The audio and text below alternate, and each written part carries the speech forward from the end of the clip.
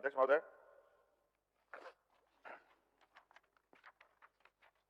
हमारा यह प्रयास था, सरकार का यह प्रयास था अध्यक्ष महोदय, कि कम से कम इस राज्य में 3rd-4th ग्रेड के इस नियुक्ति में 100% यहाँ के मूलवासी आदिवासियों को जगह मिले, और इसी के लिए हम लोगों ने नियोजन नीति बनाई थी।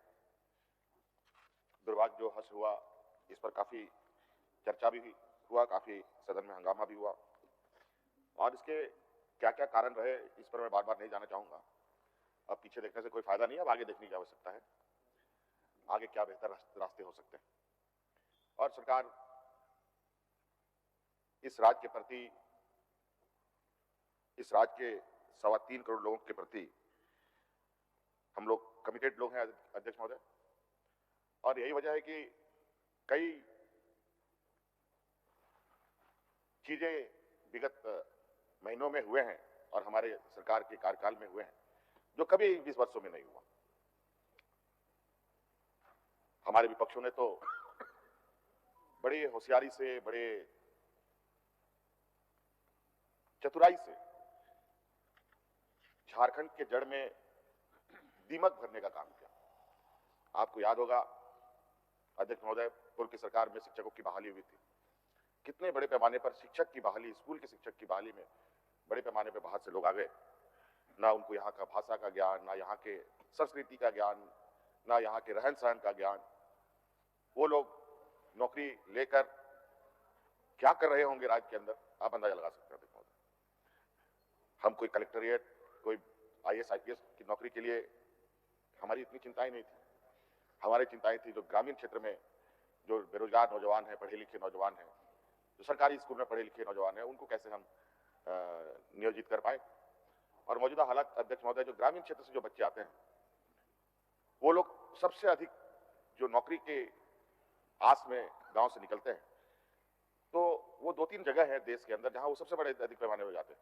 जैसे रेल की नियुक्ति हो, उसमें बहुत बड़े पैमाने पर ग्रामीण क्षेत्र के बच्चे जाते हैं। आर्मी की बहाली हो, बैंकों की बहाली हो, इन सब क्षेत्रों में ग्रामीण क्षेत्र के बच्चे बड़े पैमाने पर जाते हैं और अपने मेरिट की बदौलत वहां पर जगह भी पाते थे। दुर्भाग्य से अध्यक्ष महोदय, भारत सरकार ने इन सभी नियुक्तियों का जो हश्र किया है, वो पूरा देश देखा कि कितनी ट्रेनें चली, कितने लोग, नौजवानों का उबाल सड़कों पर देखने को मिला, और अंतोगतवा ये सारे जो बोझ है इन बेरोजगार नौजवानों का, वो राज्य सरकारों के कंधे पर आके खड़ा हो गया। तो सभी राज्य अपने अपनी जिम्मेवारियों के साथ काम कर रहे हैं, सभी राज्य अपने अपनी नियोजन नीति बना रहे हैं। वहां पर कोई ऐसी दिक्कतें आती हैं, दिक्कतें सिर्फ झारखंड प्रदेश में ही आपको अधिकतर देखने को मिलेगा। कई नियोजन नीति रद्द हो गए, और नियोजन नीति रद्द होने के पीछे जो लोग एप्लीकेंट, जो कंप्लेनेंट जो है, उनके बारे में भी आपको पता चला कि किस तरीके से हमारे नियोजन नीति से दूसरे राज्य के लोगों को तकलीफ हो रही है। खैर कोई बात नहीं। अभी कई नौजवान अपने इस निर्णय को लेकर, अपनी चिंता को लेकर जगह जगह पर धरना प्रदर्शन कर रहे थे, जो आज दिन में खबर आई। और कल भी हम, जैसे ही ये खबर आई कि नियोजन नीति रद्द कर दी गई, मैं उसी दिन से इस विषय पर काफी गंभीरता के साथ चिंतन कर रहा हूं। पूरे मंत्रिमंडल, पूरे सरकार के अंदर माननीय सत्ता पक्ष के लोग आपस में विचार विमर्श कर रहे हैं कि क्या वैकल्पिक क्या स्थिति हो, क्या हो। बहुत सारी बातें आ रही हैं, और आज भी जो बच्चे सड़कों पर थे, उनसे मिलने के लिए सत्ता पक्ष के शिष्टमंडल वहां जाके मिले उन लोगों से। इसमें लंबोदर जी भी थे, विनोद सिंह जी भी थे, दीपिका सिंह जी थी, इधर सुदीप कुमार जी थे। इनको हमने कहा कि आप जाके बच्चों को आश्वस्त करें, आप लोग चिंता ना करें, और उनकी भविष्य की चिंता हमारी प्राथमिकता है। और मैं सदन को आश्वस्त भी करना चाहूंगा कि हर हाल में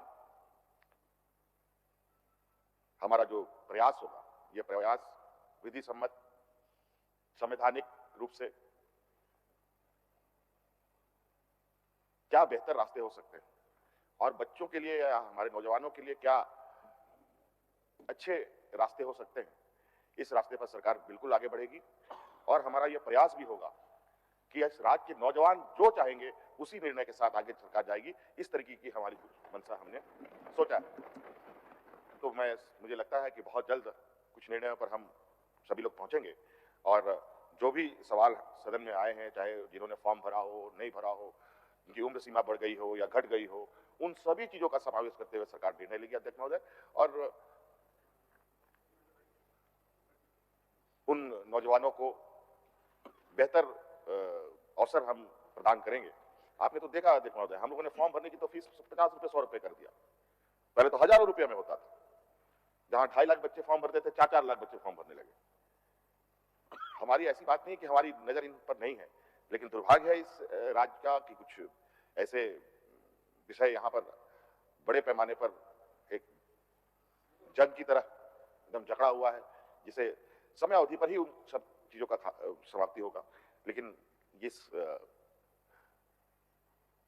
इस विषय को भी एक राजनीति, जैसे अलग राज्य का एक जंग था, उसी तरीके से इसमें भी हमारे नौजवानों को, आने वाली पीढ़ी को ध्यान देने की जरूरत है अध्यक्ष महोदय, क्योंकि आज हमारे जहां बौद्धिक रूप से लोग कमजोर हैं, उन वर्गों के साथ जिस तरीके से घटनाएं घट रही है, हत्या हो रहे हैं, उनके ऊपर अत्याचार हो रहे हैं, मानसिक रूप से हो या अलग अलग तरीके से हो, इन सब से भी उभार हो। लेकिन ये सभी चीजों के पीछे सबसे पहले लोग अपने पैरों पर खड़ा हो, ये जरूरी है। शिक्षित हो, ये जरूरी है। बौद्धिक क्षमता बढ़ाए, ये जरूरी है, जिसको लेकर सरकार राज्य में काम कर रही है। अध्यक्ष महोदय, मैं सदन को बिल्कुल आश्वस्त करूंगा कि आप चिंता न करें। वर्तमान सरकार बिल्कुल कमिटेड इस राज्य के प्रति है और अपनी कमिटमेंट को हर संभव और हर वक्त तरीके से पूरा करने का प्रयास भी करती है और प्रयास भी किया है और अपने कमिटेड को जो उनको पूरा भी किया है। धन्यवाद।